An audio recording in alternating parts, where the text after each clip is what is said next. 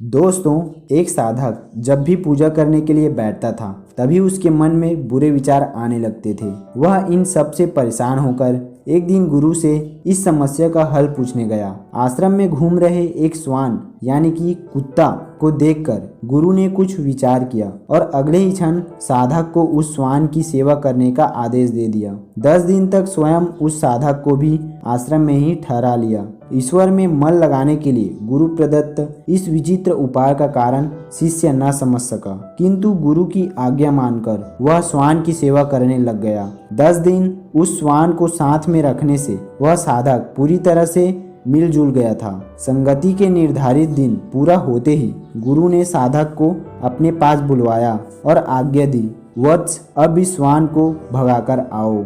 गुरु की आज्ञा को मानकर जब साधक उस श्वान को भगाने जाता है तो वह श्वान कहीं और न जाकर उस साधक के पीछे पीछे ही लौट आता है। यह सब देखकर साधक बड़े भ्रम में पड़ जाते हैं। बड़ी देर तक इस संघर्ष को देख रहे गुरु ने साधक को अपने पास बुलाया और प्रेम पूर्वक समझाते हुए कहने लगे, वत्स, जिन बुरे विचारों में तुम दिन भर डूबे रहते हो, भला पूजा के समय वे तुम्हारा साथ क्यों छोड़ने वाले हैं। यह सब सुनकर शिष्य को सारी समस्याएं समझ में आ गई और उसने विचार संयम की साधना आरंभ की। वह थोड़े समय बाद बुरे विचारों से छुटकारा पा लिया। ध्यान का अर्थ मात्र एकाग्रता से नहीं, श्रेष्ठ विचारों की भी है। इसीलिए शिक्षित एवं श्रेष्ठ व्यक्तियों की संगति का महत्व बताया गया है। दोस्तों, क्योंकि जैसी हमारी शिक्षा होगी और जैसा हम सोचते हैं और जैसी हमारी संगति होती है, अक्सर हम वैसा बन जाते हैं।